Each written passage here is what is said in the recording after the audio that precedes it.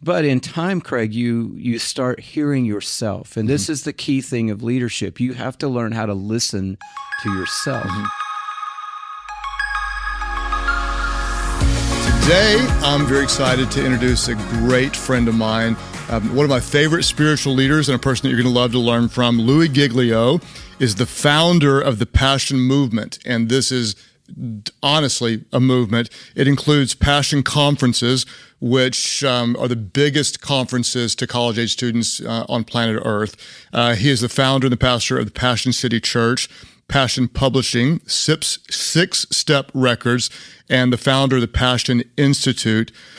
Amongst all that, he's also the best-selling author of Don't Give the Enemy a Seat at Your Table, fantastic book. And the latest book, I'm going to hold it up in case you're watching, is Putting an X Through Anxiety, Breaking Free from the Grip of Fear and Stress.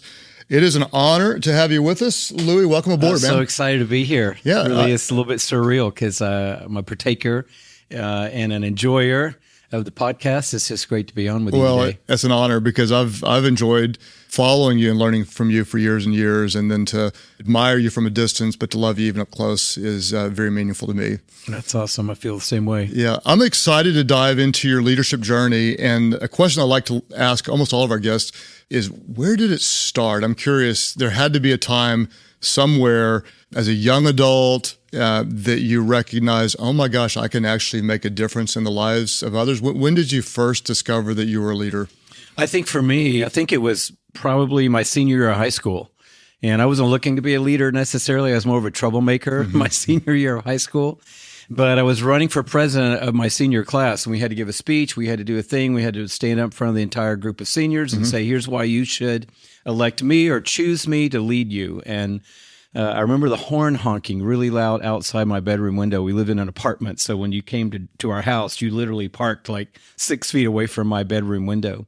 And the horn honked, and I woke up, and I was like, oh my gosh, I overslept, and it's the morning. I've got to go and give my speech for the president of the senior class, and my friend picking me up was honking the horn, and I look at the clock, and I'm like, oh, we're supposed to be there right now. Oh. So I throw my clothes on, don't even take a shower, jump in the car, get to the school, literally walk into the school, and it's almost like, and Louie Giglio. And up I stand, and I don't have the time to really pull it all together.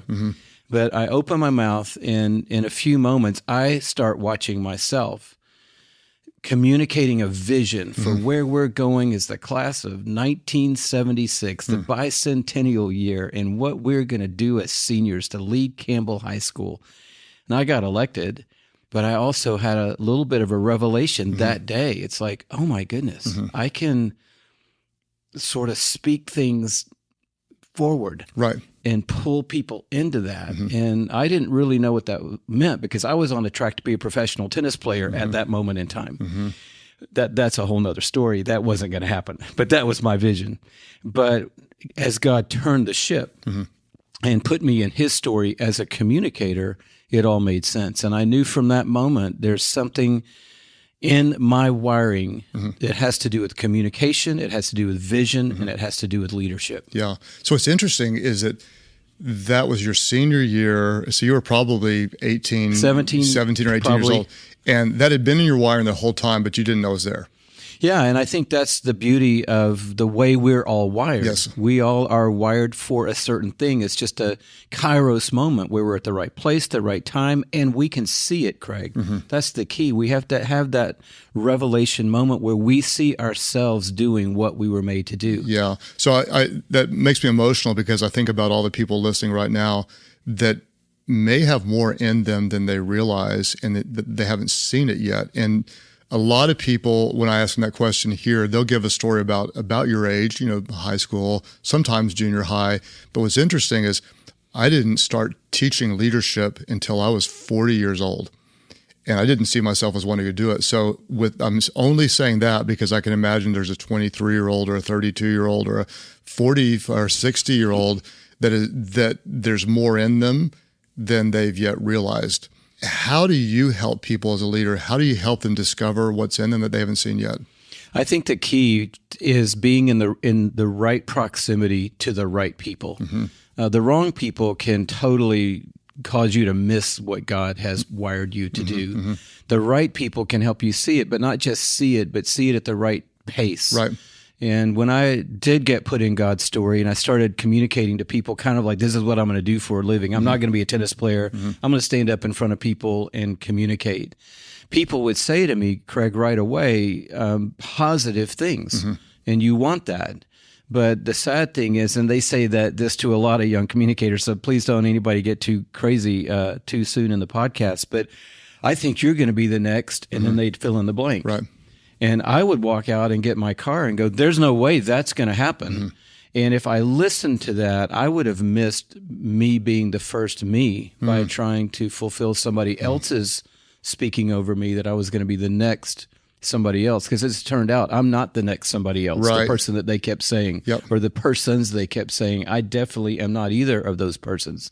I'm a whole different kind of person. So I think it's being around people who have perception and who also understand pace, so that they're helping you see what your wiring is, but they're also helping you see the process of getting into that zone at the right pace. I like that. You'll be around the right people, and they have the right perception and the right pace. We could do something with that. And I like what you said too, that you want to be around people that pull stuff out of you. It was interesting, and I want to ask you about this because I think it could be helpful to some people. How do you learn from someone else you like a lot, and yet find your own voice in your own way? So you can't copy them completely, but you'd be silly not to learn. How do you learn from someone else, but yet still develop your own gifts? Well, everybody does it the same way. You copy somebody. I mean, there's nobody that doesn't copy somebody. I mean, I'm sure someone's listening going, I've never copied anybody. If I had gone the tennis route, I absolutely was trying to hit my backhand like one of my heroes. And it didn't matter whether that's the way I should have been hitting it, or the way my coach wanted me to hit it, or the way that I was wired to hit it. I was going to try to hit it like the person that I had been watching hit it. And when I started communicating exactly like my 2 or 3 role models, mostly like one of them, guy that most people have never heard of. And every message of mine was a version of one of his messages. And actually, it was working great because he was a great communicator and he'd had the biggest impact on me in my developmental years. But in time, Craig, you start hearing yourself. And this is the key thing of leadership. You have to learn how to listen to yourself. And so I've listened to him a long time, so I know how to do what he's doing, and I'm trying to do that. But then I started eventually listening to me and going, okay, I just heard my voice come through. And it's not 100% at first. It's maybe 5% of a message was your voice, but you identified it, and then you built on it, and then eventually you learned, oh, that's my voice. And I'm sure the other day I was preaching a message, got my whole thing done. It's the week that Charles Stanley had gone to heaven. And I was on the In Touch website because they were using a message I'd preached at his church for his 85th birthday, and I just wanted to listen to the message again. So I was on the website. I was flying home from an event, and I said to Shelley, I'm going to just Google, what does Charles Stanley say about what I'm preaching Sunday? Got the title up into the search bar, bam, hits a thing. It is exactly my message, same title. I'm like, okay, this is going to be great. It's 22 minutes long. I start listening to it on the plane. I get done, and all I'm like, I am preaching Charles Stanley's message this Sunday. Because that's what was poured into me year after year after year after year. So that's still going to be in us when we find our leadership style, the influences, but learning to hear your voice and then building on that voice allows you to develop a voice. And I've heard every message I've ever given, every one of them. I've heard it. And so in time, I learned, oh, this is my voice. I got comfortable in my voice. And then I wanted to develop my voice. Right. So you mentioned leadership style. And I think a lot of times when I talk to people, they have a view of leaders being the charismatic voice up front. And the reality is, like, there are so many different styles of leadership. I could name dozens. How would you describe your style? It's unique. How would you put words to it? Yeah, that's, I'd love to hear your dozens, because I think that same way. I mean, there's a managerial leader, and they're organizationally wired, and that's why they're great leaders. They are the creator leader, like Steve Jobs. He maybe was a good leader, but he really was a great creator. And so he invented something amazing, or brought a team together to invent something amazing, and then he became the leader. There are, specialist leaders, and I feel like I'm a communication leader, and there are certain leaders that their style is they speak, and they speak things that allow people to see possibility. Yep. And that's what I'm wired to do, is to speak things that other people aren't really thinking about. Yes. But when they hear them, they go, oh, wow, I could see that. And then somehow that voice galvanizes people, if you will, to try to achieve or to arrive into that destination. So I think I'm a visionary leader. The process or mechanism of it isn't organizational. It's not, sometimes it's creational, but not necessarily, but it's mostly about communication. Yes. It's leading through communication. And in my opinion, I would agree with you. And as one who's observed you, I would say it's even like what I call artistic communication from my vantage point. And that may not be completely accurate, but it seems like you almost paint a picture with words and you visualize something and you help other people see what's possible, believe what's possible, and then you create with words. Much of what you do did not exist before. Yeah, my dad was a graphic designer, and in his spare time, he was a painter, an artist, and he really did a lot of abstract art. We've got a lot of it in our house, Shelley and myself. And so I grew up in an environment of smelling markers and paint and, the things that an artist would use in the pre-digital age. And I have a high appreciation for art and a great eye, I think, to try to see beauty in things and to see how can we create beauty in everything that we do. But yet I'm wired to communicate, and in our language and faith, we would say I'm called to preach. That's my lane that I'm in, but I want to preach with art. And so a lot of people will walk away and say, I want to give you a concept to remember or a principle to remember. I want to leave you with a picture to remember. So I think it's really important that we embrace and celebrate different styles of leadership. And so if you would say you're artistic, and sometimes I've heard people say, like, working with the artists is challenging, because artists tend to create on their own timetable. How would you say, if someone's working with someone who's more creative in their leadership, artistic, how do they bring the best out of their creative leaders without squelching what's special about them? Well, if you're an artistic leader, you still have to really give your energy and effort to putting ballast in your boat. And when I say that, I mean you just have to work on being on time and being prompt and learning how to fit in a system. That doesn't mean you have to totally morph into that. But if you want to lead and grow with people, you can't really be a pure artist. A pure artist isn't going to lead a movement.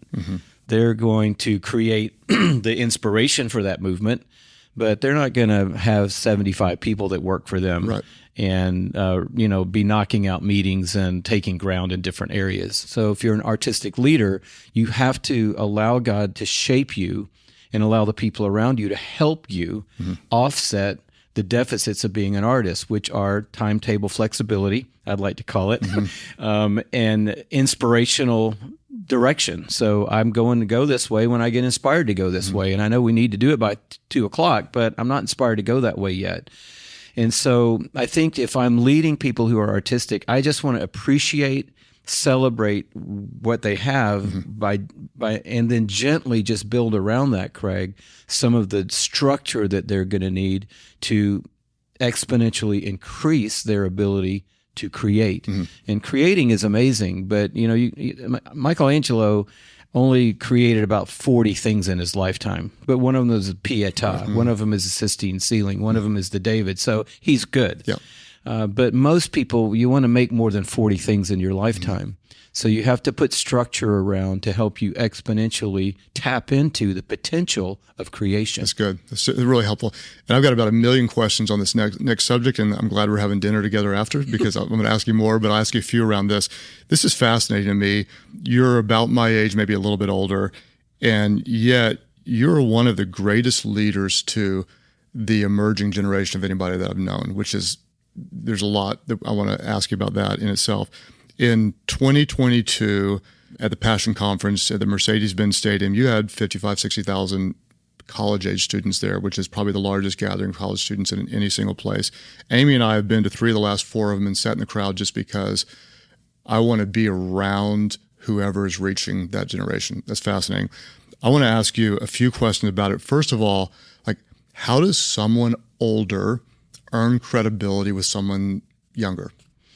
Well, what people don't know, Craig, is that you would know, but there's a backstory to everything. Mm-hmm. So I didn't start doing events in Mercedes-Benz Stadium, and I didn't start pouring into 18 to 25-year-olds when I was 64, which is what I am right now. But you kept credibility with them all this time, and a lot don't. But I think the thing the reason is because we served them when there was obscurity, really, and in a pre-digital world.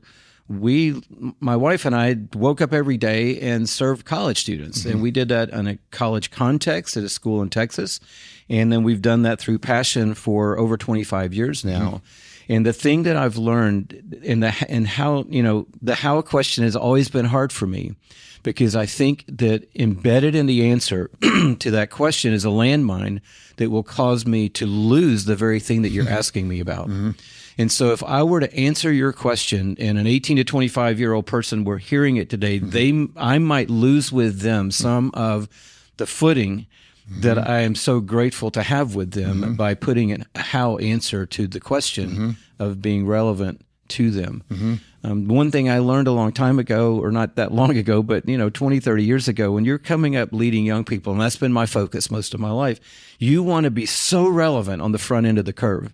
So you're dropping references from rappers in your messages, and you're trying to wear the right thing and act like you're hip. And then you realize at some point, they don't think I'm hip, and they don't think I'm cool, and they don't think I'm relevant. And moreover, I'm not any of those things. And then if you're smart, you just embrace that and you realize, wait a minute, there's something else that's relevant more than cultural references. There's nothing wrong with that. But there's something more relevant than that. And it is honestly caring for them. Sure. It's not having a backside agenda.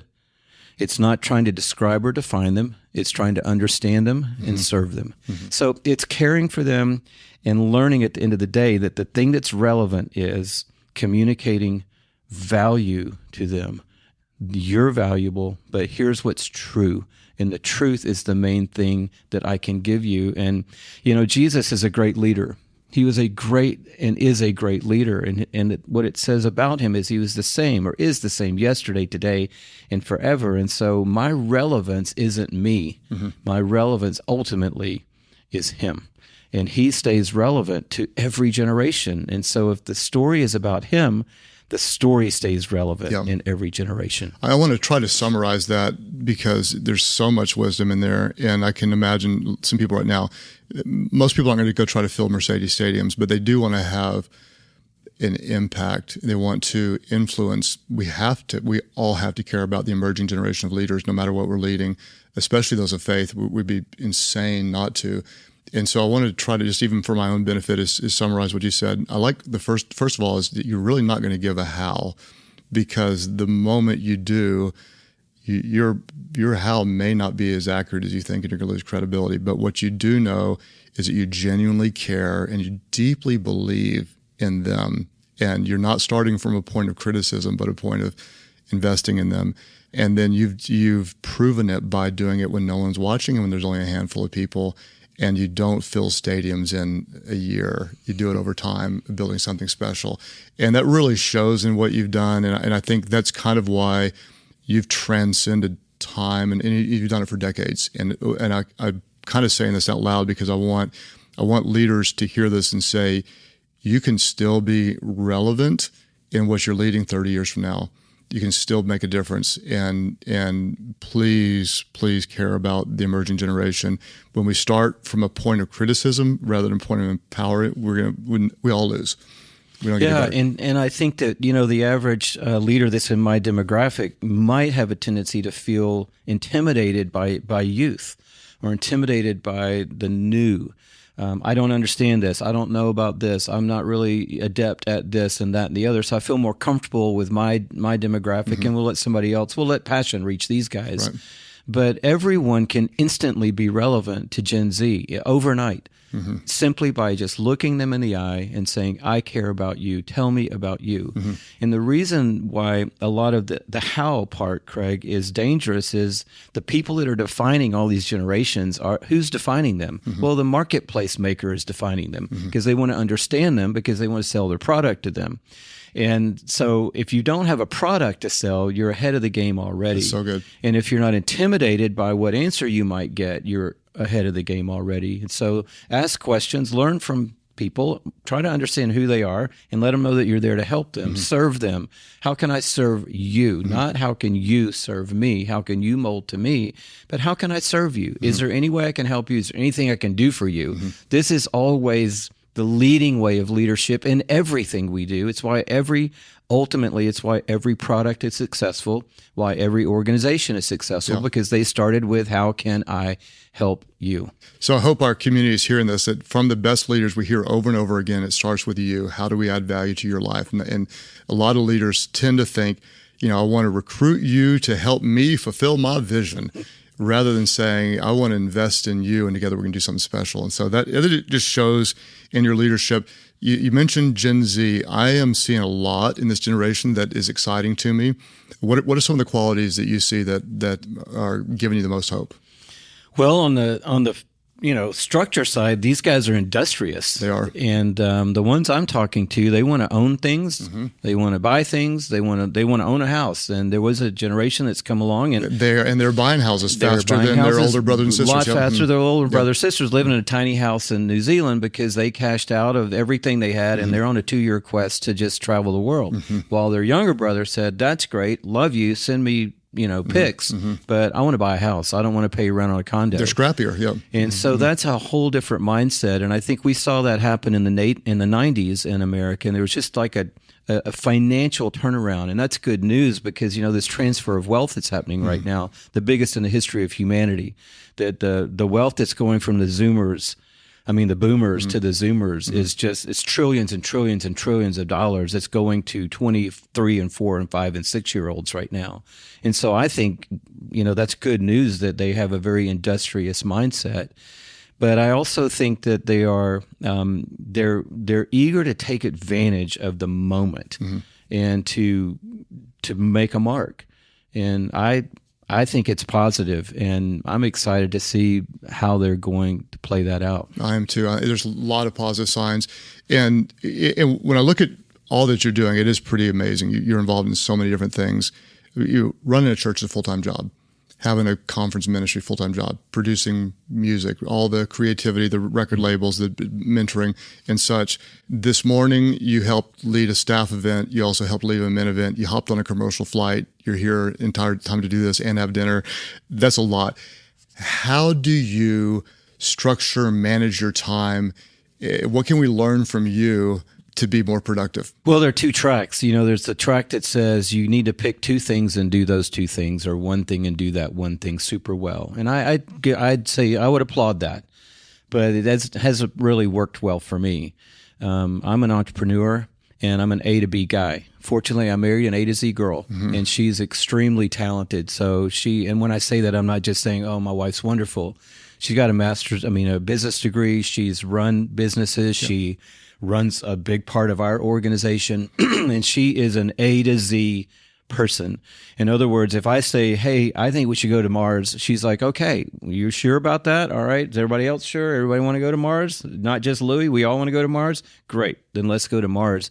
Well, Craig, as soon as the thrust comes out of the bottom of the rocket and you can tell that it's going to clear the launch pad, I am already over here, trying to make rugs, and Shelley's like, no, we are going to put that thing on Mars if it's the last thing I do. And so fortunately, I've got a lot of people around me that are A to Z people that because I also have a lot of A to B people around me because I attract A to B people. They like being around me and they like, seeing things clear the launch pad and then moving on to the next thing. I just want to do a lot of things in life, and I want to touch a lot of areas of life. And that's part of the art that you talked about before. Art moves in different directions. So I can be as inspired about designing a new building as I could be about writing a new message, because they're both expressions of art. And So I manage my time around the priorities. Right. And so the priority for me is what's the big idea and what helps us clear the launch pad. That's what I prioritize around. And then the rest of it has to end up moving out to the C and the D and the F and the J and the M and the N and the Z people. And I come back in at critical moments to help make sure things are clearing the launch pad. Yeah, I want some more details about that, because Louie, you are a visionary, you're an entrepreneur, you start a lot of different things, but they last. It's not like you're in it. You're not building businesses to sell. You're actually creating, most of the time, ministries and organizations that go for decades. So there's a little bit more to it. What I'd like to know is, what does that look like Monday, Tuesday, Wednesday, Thursday, Friday, weekends? Where do you put your time? Are you in meetings? Are you throwing stuff at a wall, seeing what sticks? Is it different every week? What is a week? Yeah, there's not a lot of rhythm and rhyme in it. Mondays is a Sabbath for me. So obviously Sunday is a pretty important work day for me. Sure. Monday is a Sabbath day. But at sundown on Sabbath, my brain is really starting to organize what is important this week.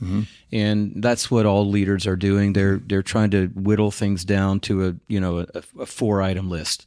And so by 4 o'clock, 5 o'clock, that's what I'm doing. My main leadership meetings are on Tuesday morning. That could be global leadership one week. The next week, it's a little bit more of a smaller leadership circle. But those are big idea. Are we moving the big ideas and the right ideas down the road? So those are Tuesday morning. Tuesday afternoon, I have more meetings that are structural meetings that look the same every single week. Wednesday is tackling whatever are the priority items this week. And so it could be a publishing meeting today. It could be an album or a label meeting in the afternoon. It could be something about, church. But what are the priority things? Thursday is a random day. Today was a Thursday, so there's a lot of different moving pieces today. Friday is a day that I'm really focusing on Sunday and getting everything finished for the talk that I've probably been working on for 3 or 4 or 5 or 6 weeks in time, woven into all of that process. Friday, that message gets done, finished, settled. And then Saturday is hopefully a down day. So it sounds like you've got structured flexibility. So you've got some structure with some fixed categories in place, with lots of flexible time to attend to whatever is the priority of the moment. And then you probably, you're surrounded by just amazing people that cover details in and out. Absolutely. And for me, I'm not really inspired by the routine of meeting. In fact, it actually is the thing that, causes my anxiety to go up. And so I do the meetings I have to do, and I'm like you and every other leader. If you just keep saying yes, then you turn into the the meeting king. And I try to minimize that, but we have a big organization, and have a touch point in a lot of it. But I also like that, and Shelley is like that. Fortunately, we're both wired the same way, that I can walk out of a numbers meeting and walk right into a thing like yesterday. At the end of the day, all of a sudden 2 creatives show up in my office and like, we want to show you 3 pitches for 4 different things we're working on. And it was all about art and typefaces and typography and colors and palettes and moods and things. And I just left the day so inspired. But where I had started that day was just, there was a big numbers thing that had to happen. Then there was a big strategy thing that had to happen. But it ended with 2 incredible designers sitting in my office. And that's what inspires me, is just moving from topic to topic, speed to speed. And, Shelley and I both have the ability to retain a lot of information. And so we don't leave the meeting and go, man, I got to go read up on what was that we talked about. But it's the ability to just shift and move in a lot of different directions. And that's not something that we could do, Craig, on day one. We didn't do that on day one. On day one, we just got up and went to work and did one thing. But over time, we did start a record label. But that was 25 years ago. So we've been doing that for 25 years. We understand it. It's part of our rhythm and our vernacular and our understanding, our mindset. So I didn't start a church until I was 50. So I didn't know how to do that. Which is crazy, by the way. 14 years ago. I don't highly recommend it, but I don't not recommend it either. But then, it's an interesting story. And I just want to put that into every leader that's watching us today, because You have to be careful what you allow people to speak into your story. We talked about having the right people around you with perception and getting the right pace. A guy said to me, he actually said to another guy at a lunch when I was about 30 years old, after I spoke at a youth event, and we sat down at lunch, and a guy said, Louie, what do you see yourself doing long term? And I didn't know what I saw myself doing long term, so I didn't come up with an immediate answer, and I'm kind of thinking it out, about ready to say something, and this guy speaks up. And he goes, well, I'll tell you one thing he's not going to do. And the guy now is talking to this guy. He says, well, what's he not going to do? He goes, he is not going to be a local church pastor, I'll tell you that. And I didn't necessarily want to be a local church pastor, so I didn't interject. And this guy says, well, why do you say he doesn't want to be a local church pastor? Well, because listen to the way he speaks. He just comes in, he tells it like it is, he drops the bomb, boom, he's out. He said, you can't do that Sunday after Sunday after Sunday. So he would never be a local church pastor. And the other guy's, well, I can kind of see what. So they're having a conversation about your future, about my future. And I walked away, drove home, no kidding. And I thought to myself, yeah, I'll probably never be a local church pastor. Because, I've been around it enough, and it's a brutal job. And why would anybody want to do that? Lo and behold, you're a pretty dang good one. And so I just set out on a course, became an entrepreneur, became a ministerial, visionary entrepreneur, got involved with passion, and was on my way to not being a local church pastor until God finally tapped long enough to go, hey, that guy said that. I never said that. I would like for you to spend the next chapter of your life being a local church pastor. And I was like, wow. And it sadly, Craig, took me about 5 years to peel the layers off what had built up from what somebody else had spoken about my life. So I love it when somebody says, hey, I've got a word for you. But I always kind of, when they say that, I go, Lord, help me. Yeah. Because I want to make sure whatever they're about to say right now doesn't in any way impede what you're thinking about. So I wonder if there's someone listening right now that has been limited by the words of someone else, and their opinion is not the final say in your life and calling. 100%. And so you never know. A lot of people would say 50 is too old to start a church, and there's people who'd prove that 70 is not too old to start something, and so I'm curious too. You've had so many good ideas and launched so many things. How do you test the quality of a new idea? Wow, that probably depends on what the idea is, but I think for me the way I do, Craig, is I want to be open. So putting the right people around you and then testing an idea verbally is the right move for me, and seeing what you get back from people. Not anybody, but from trusted people around you. So how many people can tell you that's a dumb idea? 4 or 5. Yeah, maybe higher, but 2 or 3 for sure, 4 or 5. And they do. People will say, I don't say it's a dumb idea, but people will say, well, I don't think we should do that, or I think we should do this instead. Right. And the number one of those, and I know this is not the Shelley and Louie podcast, but the number one of those is Shelley. And Shelley, respects me, honors me. I'm the head of our home, whatever you need to put in your little bucket. But she is not afraid to tell me, like, from the drop, that is a terrible idea. I think I've seen that before, actually. You have. And the best thing about it is, and I love it, and I love it. Our team doesn't love it at all.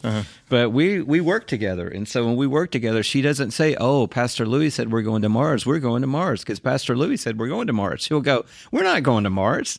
And I'll go, babe, we have to go to Mars. And she'll go, no, we're definitely going, to Neptune. And I'm like, oh, no, we can't go to Neptune. And now the whole room just goes silent because they're like, are we in the middle of a marital crisis? And I'm like, no, we're just disagreeing with each other about what we should do next. And I listened to her. When we planted the church, she finally convinced me that we weren't doing that after a lot of conversation, and said, nope, I'm not doing that. Good luck if you want to do it, because she knew I would be the A to B guy and she would be the A to Z girl.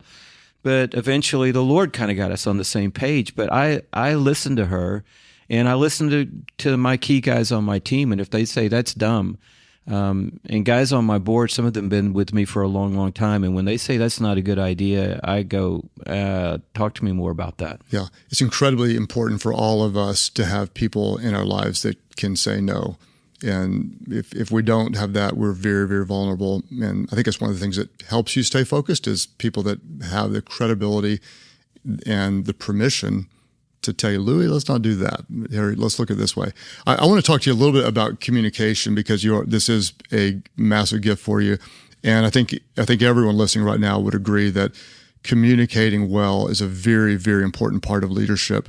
You take it to another level of excellence. I've seen you at different events make tens of thousands of people feel like you're speaking one-on-one. And I've seen you inspire tens of thousands of people. They could run through a wall all at once. When you prepare to give any kind of a presentation, where do you start in your mind? I start with an idea of what back to my world of faith. What does God want to speak into this moment? Mm-hmm. Or what do you need God to speak into this moment? Mm-hmm.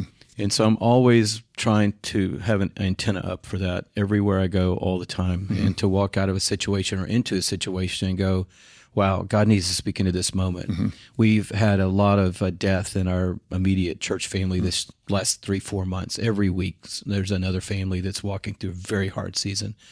And so it just was percolating in me, what does happen to someone when they die? What is on the other side of that last breath? Mm-hmm. How can we be confident about the outcomes that have mm-hmm. eternal, framework around them?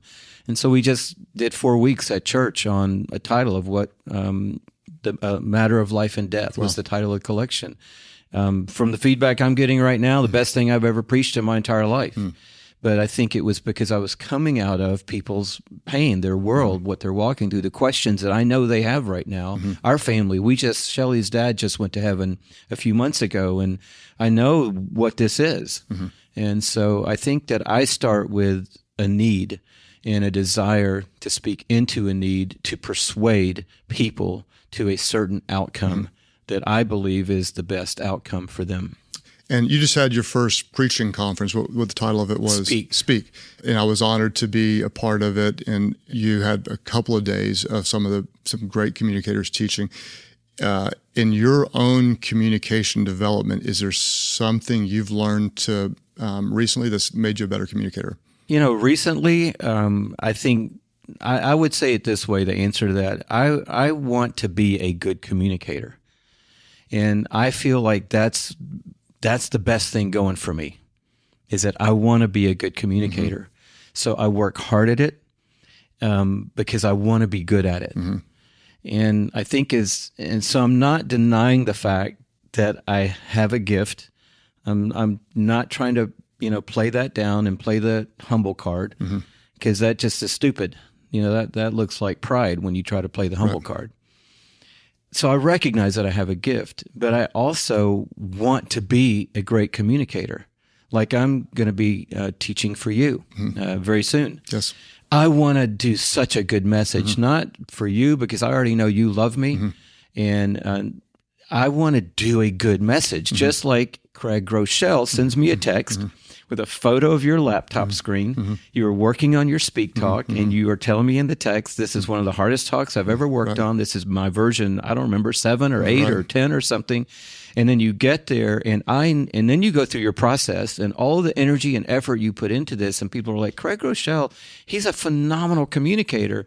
They would be floored by how seriously you took it, how much effort you put into it, and probably how much of a grind was going on as you went into it. And people will be surprised at that about me. I can speak off the fly just like that. I can do an extemporaneous talk that people would think I worked on for 6 months.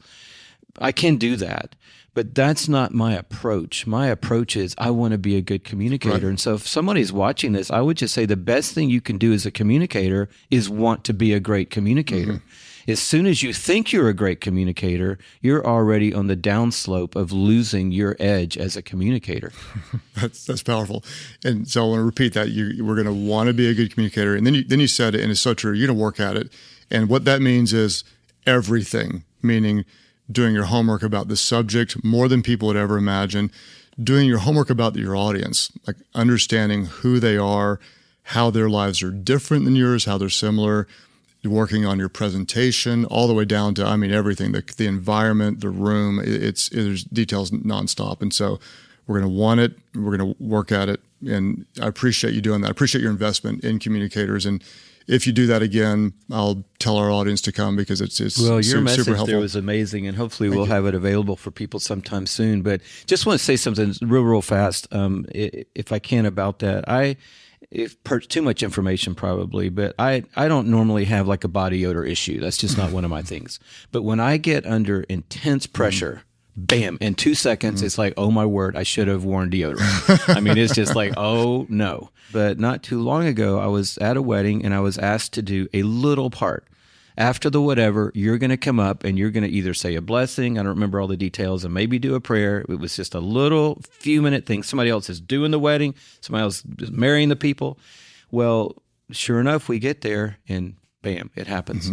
And you're kind of stuck in that moment. And so I turned to a buddy of mine who's involved and I say, oh my word, I just, I have this terrible BO. It happens when I get under extreme pressure and I get in these critical moments and, either climbing the Matterhorn, it happened, I'm talking about critical moments. And he just looked at me and he said, it was a blessing and a prayer at a wedding. And that was a critical moment for you? And I went, oh yeah. And the look on the person's face let me know that they were floored by the fact that I thought this is a big, big, big deal. And so what we're given the stewardship of as leaders, if we lose the sense of what we're entrusted with, then immediately our abilities start to diminish with our lack of appreciation for the entrustment that has been put in our hands. And so I can talk, for 3 or 4 weeks about communicating. I don't know if I'd make any sense or not, because I don't even know how I communicate half the time. But I just think it's the approach, Craig. It's the weight you put on it. Makes you better. Yes. You know the value, you know how it can move people, you know how it can change lives. And so you don't want to ever waste any moment, and you're gonna bring your best every time. And there's no small moments. Yeah. And that's a blessing and a curse. Yeah. So your book, and I'm gonna have you teach on this at our church, Putting an X Through Anxiety, Breaking Free from the Grip of Fear and Stress. Man, I'll tell you what, everywhere I go, everyone I talk to right now, there are people all over dealing with anxiety. You are writing this out of personal experience, I understand. Yeah, and this was even a pre-pandemic thing. This was a companion to a book that I wrote called Goliath Must Fall, and we actually did it, Craig, as a drip campaign daily devotional. But it was so well received. I mean, it just blew us out of the water. So we took it, we updated it, we put more around it. It's got more substance to it. But the thing I love about it is I sat down at my computer, wrote every word. Didn't have a team around me when I first created this, and it was just me telling my story. And it's not my story to help you with your story. It's really God's truth to help us with our story. But I'm not talking theoretically about anxiety and depression. I've been down in that hole, way down in it, to a place where I really honestly didn't think I was going to ever be back to me again. I never would have dreamed. I mean, and I'm not trying to make this up. I would have, if you'd come to my house when I was in this hole and said, hey, God's going to work and one day you'll be sitting down with Craig Groeschel on his leadership podcast, I would have just looked at you and said, yeah, right. But God brought me through it and brought me out of it, and I'm not oblivious to it and impervious to it. It's a better word. It's still in my story. I got shattered so hard by depression that it's just a part of my story now. But I know how to manage it is the key.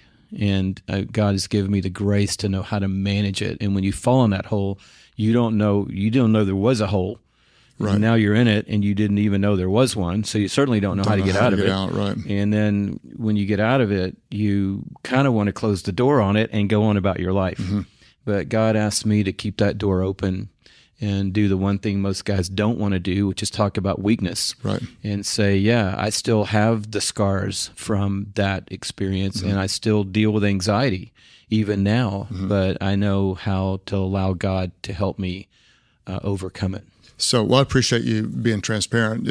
A lot of times in leadership, we want to appear more invincible, or we don't want to show weakness. And the reality is, every single one of us as leaders, we have insecurities. we have low times. We can get really discouraged.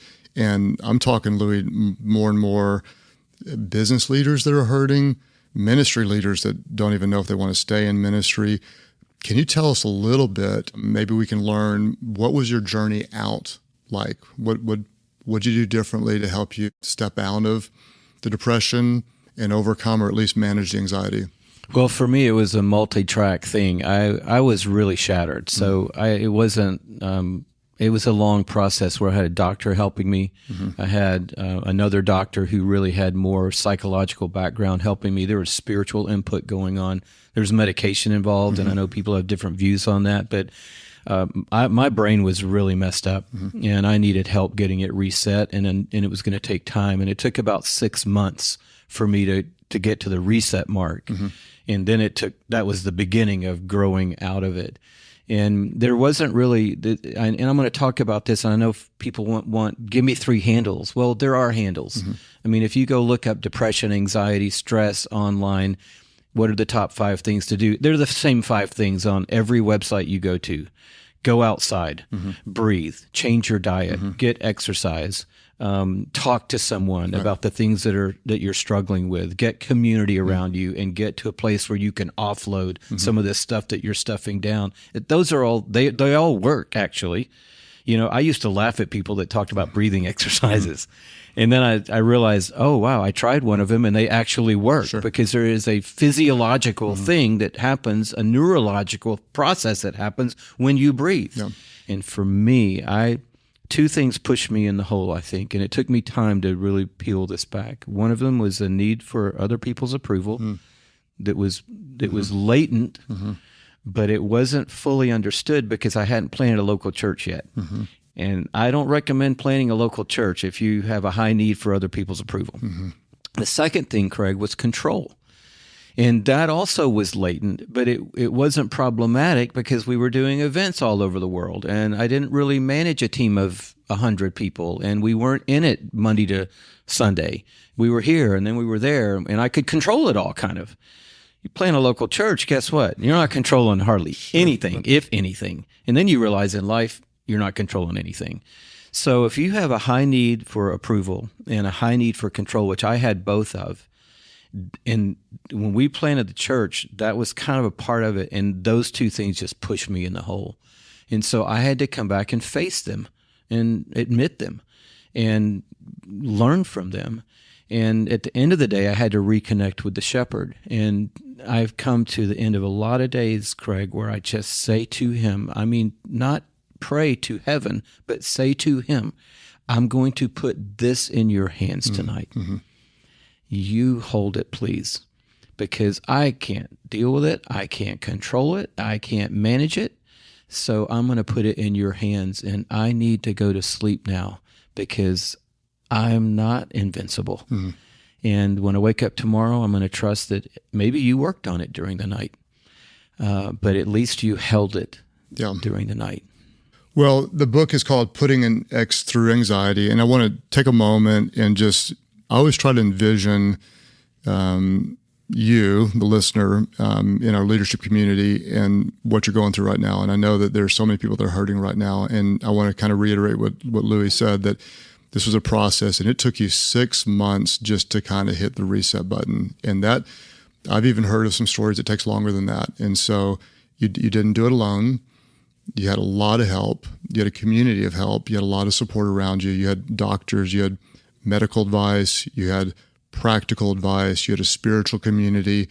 You reconnected with the Good Shepherd. And there are those of us who are faith leaders who talk about it and get disconnected from the vine without even meaning to. And it's not that we're not necessarily in sin, not doing anything immoral. Just sometimes we let the work of God replace our own relationship with God, which can be a real issue. And so if there is someone out there right now that you're hurting and you feel alone, you feel like there's no hope, I just want you to know there is help, but you're gonna have to ask for it, and it may not come overnight, and it may take a year, it may take 2 years, but it's possible to find healing, and it's possible to work through it. I would love it if you would talk to some leaders right now, and just someone that's hurting, someone that's discouraged, and give them, is there a word of encouragement you have for a leader right now that doesn't know if they have what it takes to go on? Well, I think it's okay, Craig, and it's important for us to say that we don't have what it takes to go on. And so instead of me, really wanting to give a pep talk to people today who are kind of at a low and say, come on, you can do it. I have found in this last season particularly, which has been extraordinarily challenging, there have been, and I'm cautious to say this, especially around my team and in public where people who work with me and for me can hear what we're talking about right now. But there were a couple of places in the last 3 years where we just came to the we're out point. And seriously, like we're over dinner now, we're talking it through, we're out. But in every case, we woke up and we stepped back in. And I call that good quitting. And it's been the lifesaver for me. So if someone was struggling listening to us right now, I would encourage them towards good quitting. And good quitting is when you say, I don't have what it takes to go anymore. I can't pull myself up for one more round. I am tapped out. Then say, I'm out. This is never an ending with God. It's always a beginning with God. The ending with God is when we say, I can do it. I can make it.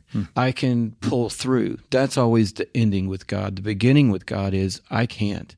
And that's when he always says, and I can. And so I would encourage you today to lean into the gospel of I can't and let go of the rope and realize when you do, God's grace is going to be a big enough net for you to fall into. Bad quitting is when we just finally just break. There is no more. And we're like broke, snapped, out, done. That's bad quitting. Good quitting is, God, I can't do this anymore. So I'm sorry, but I quit. And he goes, awesome. I was kind of hoping you'd quit because you need to see that when you quit, there's even more of me available to you. And so when you quit like that, for me, my personal experience is you wake up in the morning and you feel different because you slept, you quit all night. So all night long, you weren't staring at the ceiling. You were like, I'm out. I'm good. And then you wake up and you feel different. You really do feel a lift and you realize that God's smiling and you're like, oh, I'm going to work today. And he goes, yeah, we're going to work today. Oh, you're going to lead church today. And I'm like, yeah, yes, I'm going to lead church today. Yeah. And you're going to give me what I need to do it. And I would just encourage anybody at the low, then don't try to will your way through the low. That's good. Just speak it out and share it with the person closest to you that isn't going to freak out and say, I think I need to quit today. I'm kind of planning on going back to work tomorrow, but I'm thinking I'm going to quit today. And I think if you do that every couple months, it kind of releases the buildup of what we all know is real, which is we don't have what it takes. So I don't want to write the leadership book that says you have what it takes. I want to write the leadership book that says you really don't have what it takes. But praise God, we're in a relationship with an endless source of what it takes. That is very, very powerful and very personal. And thank you for telling your story in such a way. And that kind of, I think is a good metaphor that would give people kind of permission to do some good quitting and to get to the end of themselves, which is a very strong part of the gospel that when we're weak, that his strength is made perfect. And so I think there's some people that can say, I don't have what it takes. And that means a lot. If people want to find out more about Louie Giglio and about Passion Movement, where do they go? Yeah, Louie Giglio, that's the place. So louiegiglio.com is a hub for a lot of information, but passionconferences.com as well. And I'd love to invite everybody, Craig, to, think about leaning towards the bins with us. It's a big undertaking, and it's not just something we do. I really think it's a stewardship of something that God is doing for this generation. So if we're 6-7 months away from being back at the bins, and it's a Mount Everest every single time. So, and the dates this year would be? Yeah, January 3rd through the 5th, Atlanta, Georgia, passion2024.com. Yeah. Well, just as your friend, I've been one that has tried to support you by coming and sitting both to learn and to support the emerging generation, because I feel like it's one of the most important things that happens out there. So I would say to our leadership community, of all ages. It's something worthy of supporting, and especially if you've got college-age students, do everything you can to get them with their friends there, because it is a life-changing, not just conference, but it's the beginning of an ongoing community that's very powerful. So hats off to what you do, and I'm incredibly grateful. The book is Putting an X Through Anxiety, and I just want to say to you in our community, like, you have permission to not have what it takes. All of us as leaders, we hit the end and we have our own limitations, and so you can embrace that, and there's a strength beyond what you have on the other side. I want to thank you sincerely for being a part of our leadership community. We've got a new teaching that drops on the first Thursday of every month, along with bonus episodes often throughout the month. And again, get the leader guide, go to Life.Church/leadership podcast. And this podcast could be helpful to a lot of people, this episode especially. And so if you post on social media, be sure and tag Louie Giglio or tag me, and we may repost you to help get more people in this community to grow in their leadership, because we know that everyone wins when the leader gets better.